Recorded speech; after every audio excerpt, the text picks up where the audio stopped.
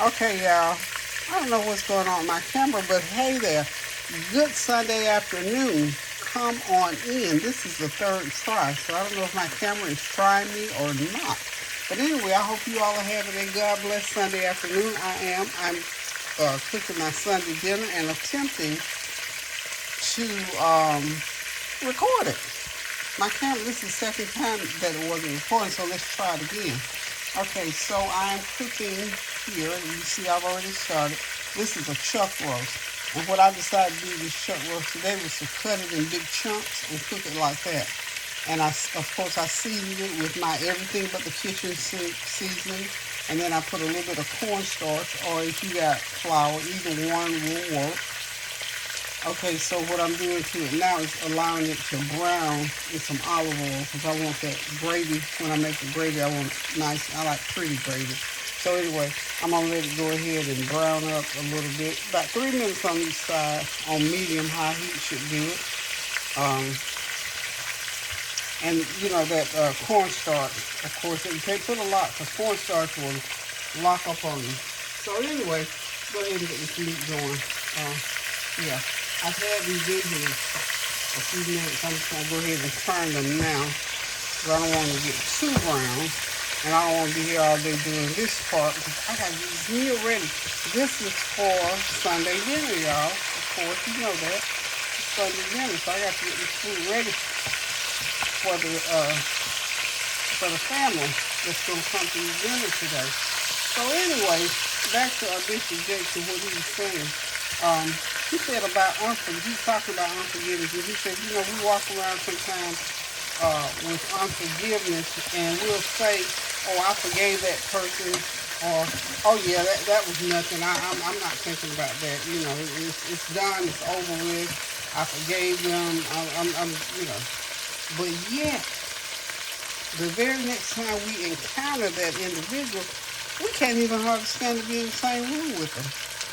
So more profound than that, he said, you know, when you do that, you're walking around with unforgiveness, thinking that you've forgiven, but you have not. When you cannot be in the presence of whomever has offended you, you have not forgiven them.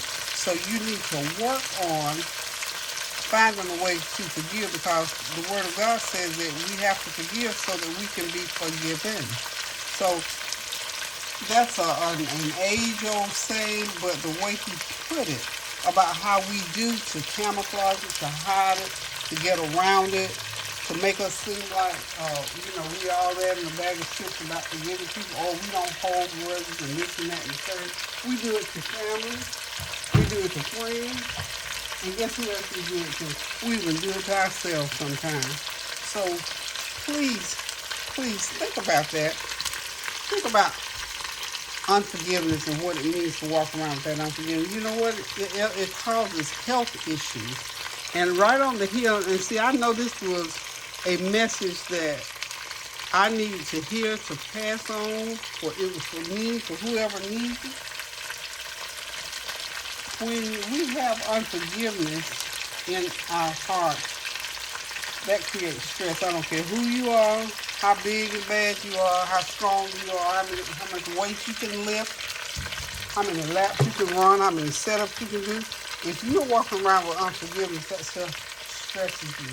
And too much stress leads to all kinds of health issues. So, give me just a second.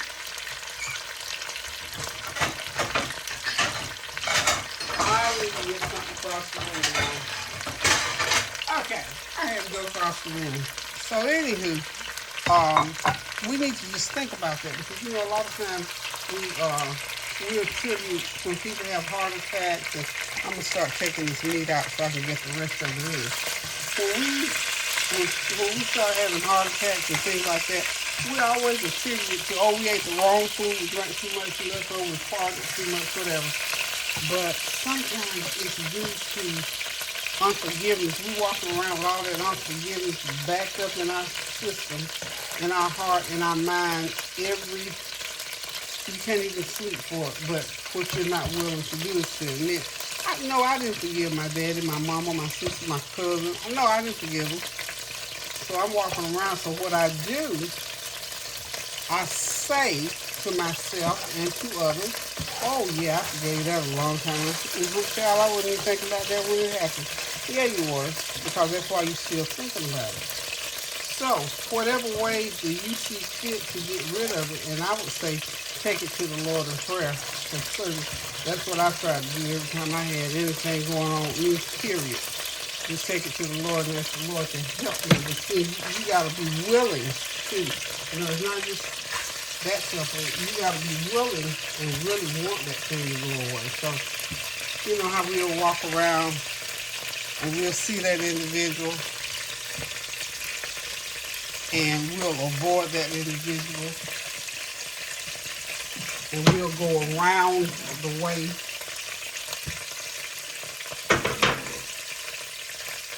That's not forgiveness, y'all. And nobody says that when somebody does something to you that you have to be best buddies with them to forgive them. It just means that you got it out of your heart and that you can be civil to them and that you don't have all these little undermined at home in the mirror plots going on in your mind about how you're going to treat them the next time you see them. That means you're walking around with unforgiveness. So when you wrote that thing down and sort of said it like that, it helped me to know and understand. Now, I'm just going to say it, and you believe me if you want to. If you don't want to, you don't have to. I've had two people in my life that I had that chest feeling about. One, and it wasn't not necessarily that individual did anything to me. It was just that the personality of that individual, it was like nails on a chalkboard. Whenever I saw her, it was so awful. I could not hardly stand to see her. And so I had to come to grips with, why in the world did this woman have that kind of effect on you? So God threw us together one time, years ago, threw us together in a situation where I had to help her. My husband and I had to help them. And we did. And spending that time with them while we were helping to them, while we were out of country, helped me to understand that individual had a reason for that. That was who she was based on some things that happened in her life. So that changed it for me. That changed it. I understood it. We didn't become best friends or nothing like that, but at least I wasn't walking around with that tight feeling. I mean, every time I saw her, my stomach used to hurt. I'm serious, y'all. My stomach was hurt, literally hurt. And I just, I get that tight feeling. I was young then. And I used to say, I don't like this feeling. I used to even say, I hate this feeling. So after a while, when the Lord saw fit to bear with me and to show me that this is the way you're going to get rid of it. So he put us together in a situation where I had to be willing to help her, and I did. And it went away. So again, we're not best friends, never were, but we were cordial to each other and all that kind of stuff. And then in getting it resolved, I was able to say to her, well, whenever I see you, you always got this look like, you always be bothered, you got your head turned, you turn your nose to everybody, and that just bothers me. And so she told me to explain why. I'm not going to go into all that. But anyway, I understood why, and so it got better. Now, the other kind of art that we have with people is when somebody actually does something to us. I mean, really does something to us. And we bow our heart. We ain't talking. I had one of those. The only time in my life that I ever had one of those. And I was just not going to deal with it. I wasn't going to confront. I wasn't going to, look, honey, I just wasn't having it. Okay, I'm getting a little darky out of this silk. Got some little dark spots in there. So anyway, I was able to, I had the opportunity to sit down with the individual, talk it out, said what I had to say, and it was still a situation where I didn't like it, but I figured out something along the way, though. I had to leave that alone. And I had to I had to say to myself, now look, you already been on that table one time. You don't want to go again, so you too old for this. And so I had to find a way to get past it. So I'm just saying to each one of y'all, sorry about that, y'all. If y'all heard a little glitch, I got an important phone call that I needed to take. But anyway, we just need to find, when we have things going on in our lives that plague us or pull us back a little bit, we just need to find ways to get past them. Again, those kind of things, those unforgiveness and unsettled stuff in your life, I'm telling you, it's not good because it creates havoc in your body. On the heel of me listening to Bishop Jakes, we'll get another couple of these little dark things out here. So I'm getting ready now to put my veggies in the pan and get this roast going.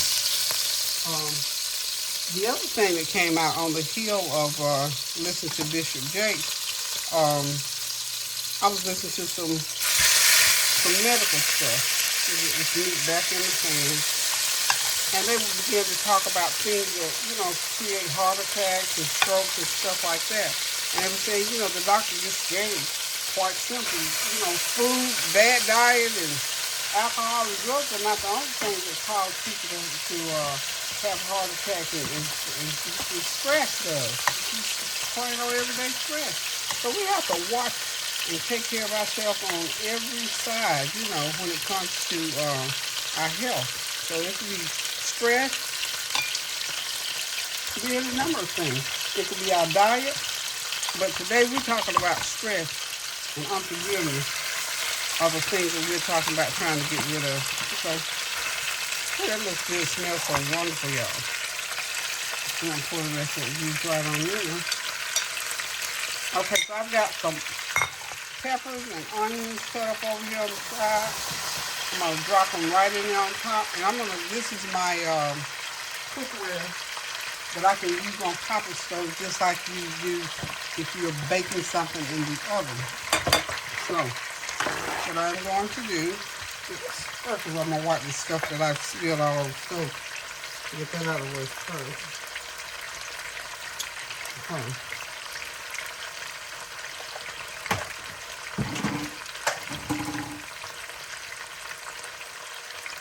I've got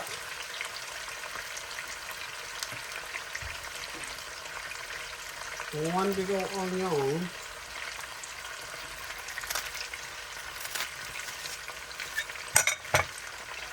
One big onion. I'm just going to cut it in some little cube pieces like so. They don't have to be any particular size. They can be the size that you want them to be. We're not competing here, so we're not going to get any points taken off for not cutting them the right size. So not to worry about the size of the onion. Just, just make them make sense. Okay. So, now I've got some celery.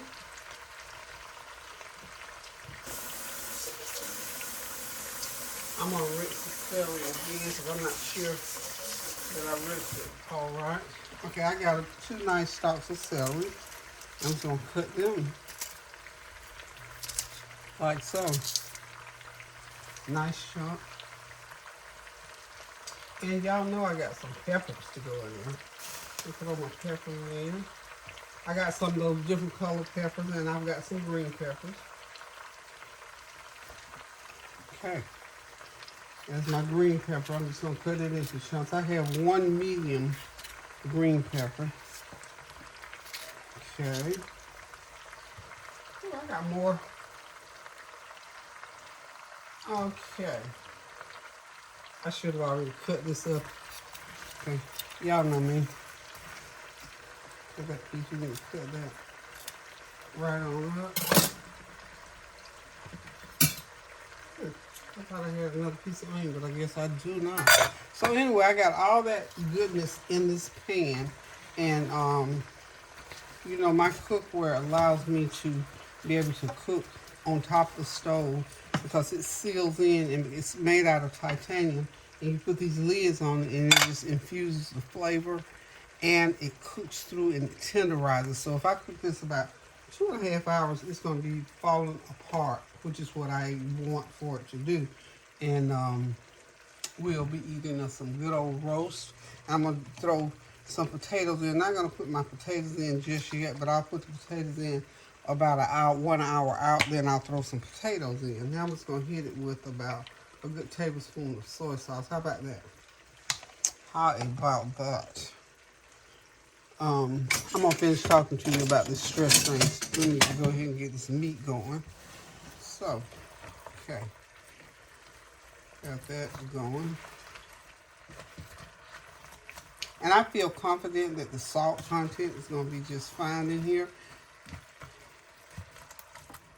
Because I am going to be making a gravy to go over it. Okay. Alrighty then, I got all my veggies in. Now,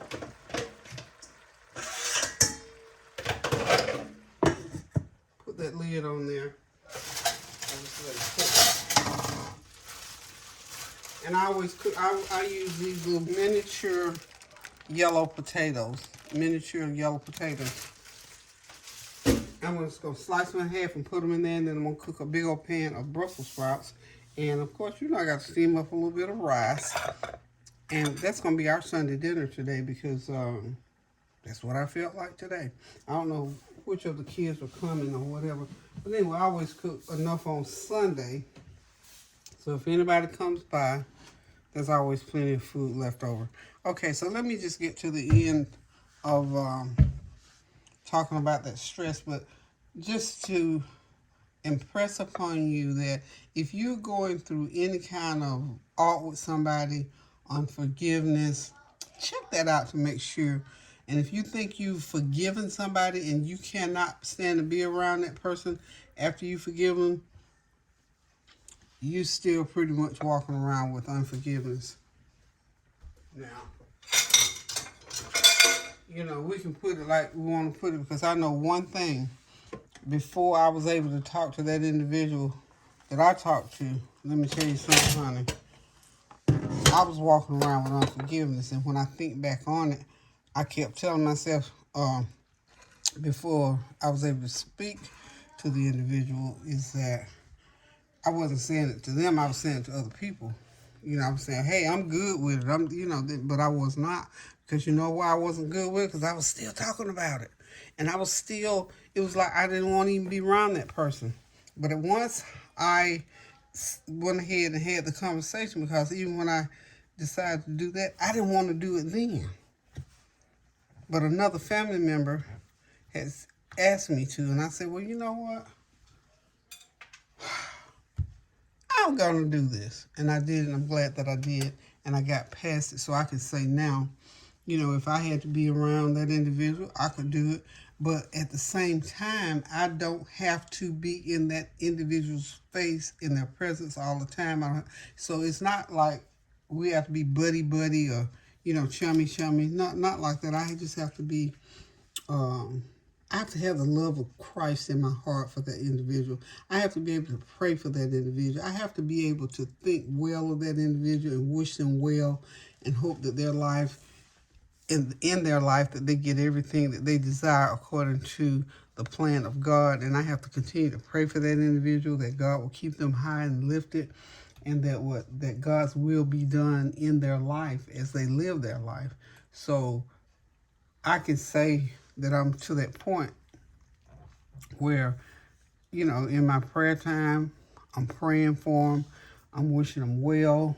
And again, if it's not somebody you want to pick up the phone and call every day, I wasn't doing that anyway.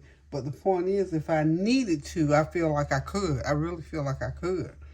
Or if I wanted to, I feel like I could. So, you know, when we get those things out of our mind, out of our heart, out of our psyche, and we say, oh, that ain't, but yeah, it's bothering you in ways that you don't even realize. So just think about that unforgiveness, okay?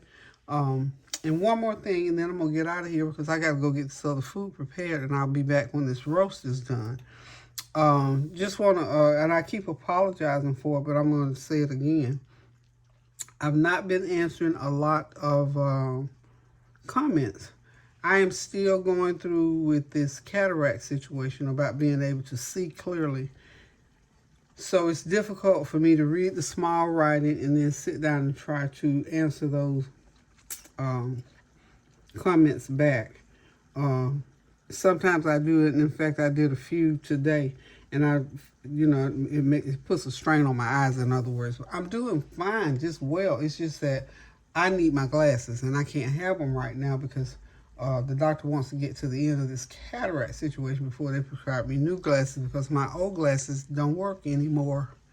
So just know that I try to go in there and just pick out a few and do it, which I probably shouldn't, but I can do a few here and there. But just letting you know why I'm not answering, because my eyes are truly, truly, truly doing whatever they're doing because of these cataracts. So anywho, just want to let you know I love you, and I'm always thinking of you. I'm not trying to rhyme or sing, but I think about y'all in the sense that I appreciate the fact that you are still hanging in there with me on my channel and that you still send me comments. And when I can, I'll, even if it's a heart, I think that's what I want to start doing because I'm so long-winded, as y'all know. I be wanting to write stuff.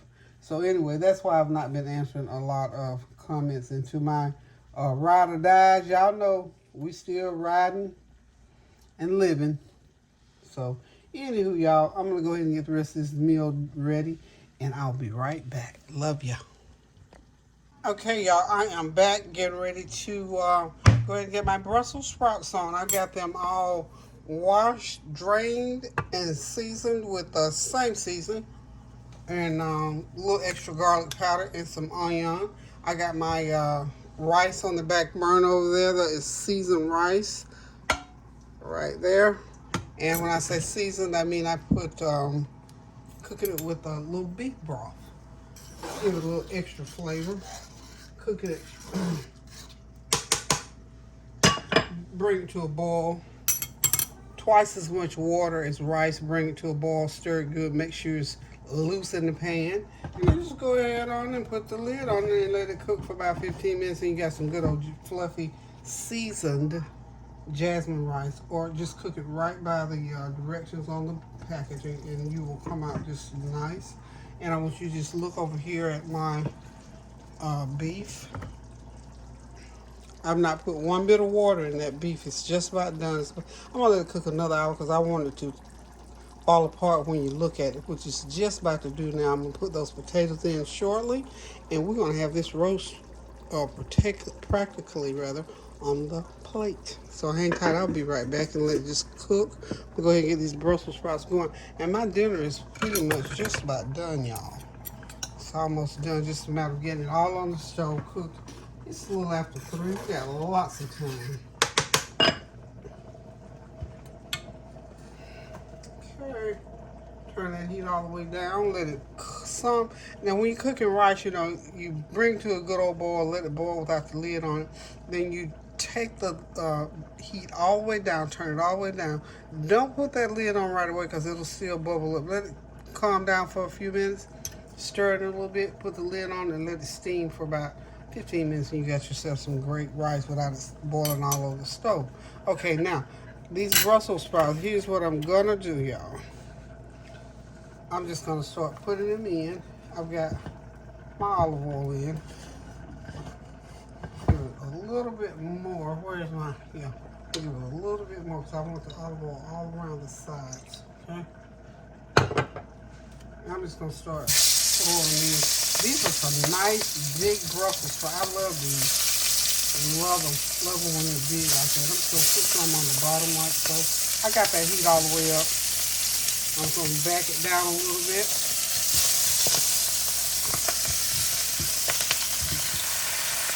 Okay.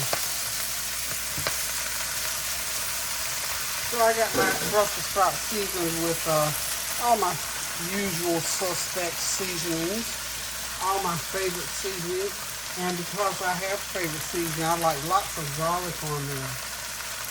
I like lots of onion powder. I like lemon pepper on there. Lemon pepper just brings out broccoli and Brussels sprouts. So we're just going to get this seasoned up real good. Okay, about a good tablespoonful, because this is 2 pounds of Brussels sprouts, and they're the nice big ones, I'm telling you. I brought these out of, what store did I go? Oh, Aldi. Because usually I buy them from Sam's Club, and they have the 2-pound bags. I bought 2 1-pound bags, and they are huge. They're big. I love these. You guys can tell we love Brussels sprouts as well. So, you know, in here on Sunday, we're going to have cabbage, collard, Brussels sprouts, or green beans. Now, I had every intention of doing green beans. I didn't have any green beans. I cooked them. Last time I cooked was, I can't remember. The last time I cooked green beans, I cooked all my green beans. I used to get them frozen. Didn't have any, so next Sunday we'll put them back in rotation, okay? But we're going to let these Brussels sprouts cook. I'm going to hit them with a little bit of my polyphenol olive oil. Just because I want to. You don't need a little bit of this. Just to enhance, just to bring up those aromatic flavors, and just to bring out that, whatever you are used to having Brussels sprouts with. It just pulls that flavor and brings it right out in your face. Put that rice up, y'all. Not having a big dinner today, just a lot of what we're having. Hope you are having a God bless Sunday afternoon. We are. I am. And just want to say one more time, I'm trying my best to get back to answer my comments. But know that I treasure every comment that you send my way. I really do. And I look forward to those comments. They keep me going. Keep me encouraged, y'all. I really appreciate that.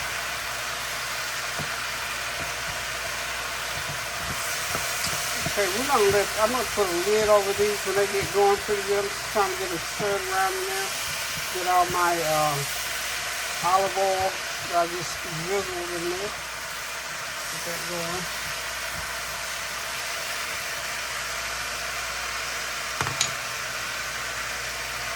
Alrighty then, so I'm going to go ahead now and put me a little bit of black pepper. I don't think I put any black pepper on these. So I'm going to go in with a little bit of black pepper.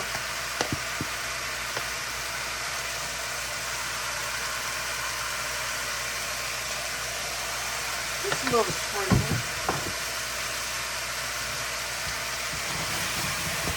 You know I put in a little turmeric and a little bit of just about a half teaspoon of turmeric. Had some in that seasoning, but not quite enough. And just a pinch of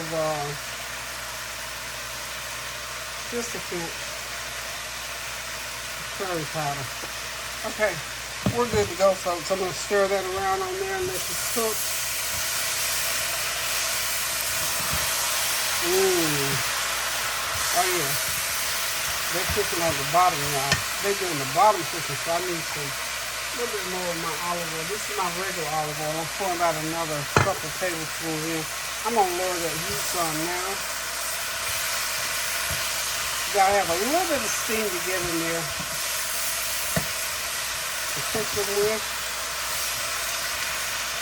I mean, those Brussels sprouts, they're eating up that olive oil, so I'm gonna go ahead and cover them and let them steam for about 20 minutes, and they'll be done here shortly. So we'll be right back, y'all. Okay, we're gonna go ahead and get those potatoes in. This is about a pound and a half of these little yellow potatoes. We're gonna put them right on top there, and we're gonna work them down in there. And as you can see, it has the gravy going. I didn't have to add any water so far. I may have to add a little tiny bit of broth or something in there, but we'll see. Right now we're okay. But usually with these pans, I'm telling you, they tenderize, they cook the meat really good. You don't have to put any extra water. So all this is natural juices from the meat and the veggies, y'all. The meat and the veggies is all this juice is coming from. See, that's nice. See how pretty. Okay. Get the potatoes down in that gravy. And just let them cook. And if I have to, I've got more beef broth that I'll put right in on top of there. And we're going to be ready to roll here shortly. Okay. Lid back on. Keep it. I got this on low heat, of course. Okay. Be right back. Okay, y'all. This meal is ready. The Brussels sprouts are ready. That good old seasoned jasmine rice. And, of course, that meat and potatoes, that chunky chunks of beef. Those good old golden and red potatoes cooked in there with all those nice veggies. Just still got it simmering a little bit. But this meal is ready, y'all. We're ready to sit back, relax, and enjoy. Okay, y'all. So, again, thank you all for stopping by. Thank you for your comments, your compliments, and your well wishes. Thank y'all for always supporting my channel, even through this time when I'm not able to get back to your comments. But anyway, this meal is ready. The Brussels sprouts, the steamed seasoned jasmine rice, the chuck roast cut into chunks with new potato, with mini red and yellow potatoes, of course with bell pepper, celery, and onion, cooked down to perfection, and my Eurocast cookware. This cookware is, I love it. I'm telling you, it cooks food better and faster. You don't have to add any water.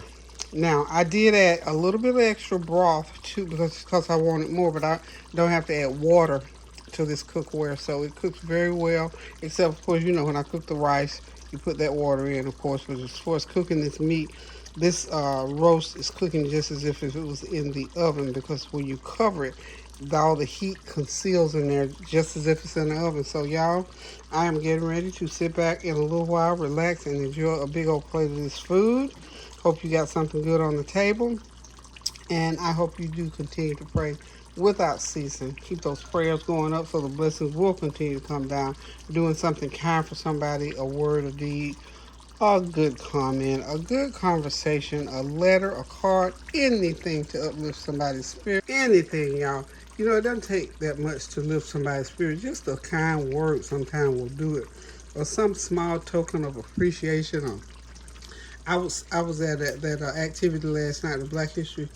I went because I wanted to go because I had not been out to one since 2019, I believe, 18.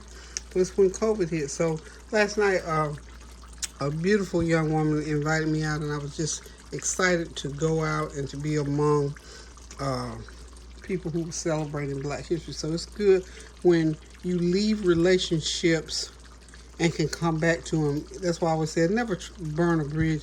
If the bridge gets burned, it will get burned from the other end. I won't burn a bridge. I'll walk away before I burn a bridge. So just remember to keep relationships intact. Take care of yourself. Forgive things that you have been holding in. All those things that you think you forgiven, go back and re-examine. I'm going to even go back because I can't really think of anybody, because if I'm at odds with anybody, I don't really know about it. So, you know, we just have to do what we can to take care of ourselves and one another. So, guys, keep those prayers going up now so the blessings will continue to come down. Remember to take care of yourself. Take care of our babies. Pray for them daily as they go to school. Pray that they're safe, and also that they learn all this out there to be learned about this world and how to navigate through it. Continue to celebrate Black History, even beyond February, y'all. So, this is a traditional Sunday dinner that was fixed in my mom's house. That roast beef, potatoes, and rice. We used to call them little bitty cabbages. So this is my contribution through this meal to Black History Month through food, because you know we say a lot through food. Just want to remind you, try to participate in any activities you got going on in your neighborhood or the surrounding areas. Promote and participate in as much as you can to help to further the cause for learning about Black history, being kind to people, and for giving homage to those who have, you know, there's so many African American inventions that a lot of things wouldn't happen in this world without them. So seek out those things, and I'm going to do better about bringing them to you. I've learned some stuff last night. I'm going to get on it and try to get copies of it and present it to you.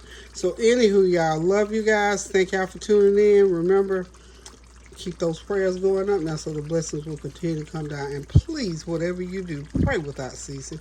Do something kind for somebody. Love you guys. Toodles.